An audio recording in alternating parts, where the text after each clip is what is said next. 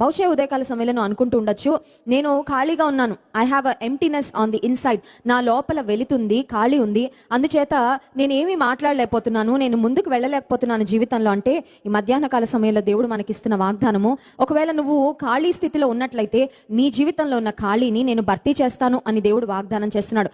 దేవుడు ఏం నింపుతాడంటే మన నోటిని నింపుతాడంట. నిజమే, ఈ నోరు అనేది మరి బాడీ మొత్తంలో ఉన్న స్ట్రాంగెస్ట్ మజిల్ ఉండే ఆర్గన్ అండి. ఒక మాటలో చెప్పాలంటే నోటి లోపల ఉండే టంగ్, నోటి లోపల ఉండే నాలుక బాడీ మొత్తంలో స్ట్రాంగెస్ట్ మజిల్ అంట. చాలా బలమైన కండరము నోటిలో ఉన్న నాలుకలో ఉంటుంది అని శాస్త్రవేత్తలు చెప్తున్నారు.